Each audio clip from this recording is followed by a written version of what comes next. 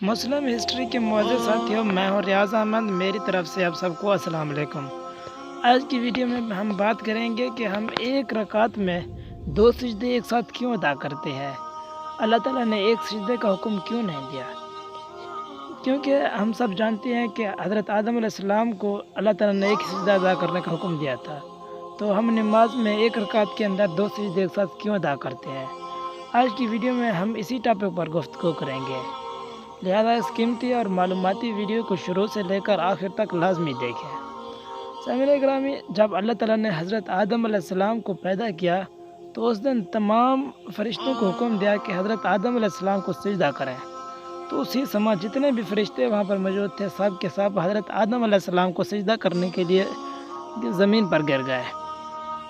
جب وہ سجدہ کرنے کے بعد اوپر اٹھے تو انہوں نے دیکھا کہ ابلیس، جو اس وقت بہت بڑا عبادت گزار اور زمین و آسمان کا مالک تھا، جب انہوں نے سر اٹھایا تو ابلیس کھڑا تھا اور انہیں شک ہوا کہ اگر وہ بھی اسی طرح کھڑے رہے تو اللہ تعالیٰ انہیں بھی مردود نہ بنا دے، تو لہذا اسی ڈر سے وہ دوسرے سجدے میں چلے گئے۔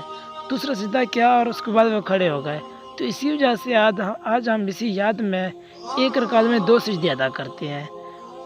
سامعین گرامی، یہ بھی آپ جانتے ہوں گے کہ حضرت آدم علیہ السلام اور ابلیس کے درمیان اسی وقت سے دشمنی کا باقاعدہ آغاز ہوا، اور اسی وقت سے شیطان نے سوچ لیا کہ میں نے اتنی بہت بڑی محنت کی عبادت کرنے میں، اللہ تعالیٰ نے ایک ہی سیکنڈ میں میری عبادت حضرت آدم علیہ السلام کی وجہ سے برباد کر دی۔ آج اسی دن سے لے کر آج تک شیاطین جتنے بھی دنیا میں ہیں، سب کا ایک ہی مقصد ہے حضرت آدم علیہ السلام کو اور ان کی اولاد کو گمراہ کرنا۔ امید ہے آپ کو اس ویڈیو میں بہت کچھ معلومات حاصل ہوئی ہے۔ مزید ویڈیوز کے لیے ہمارے یوٹیوب چینل کو سبسکرائب کریں۔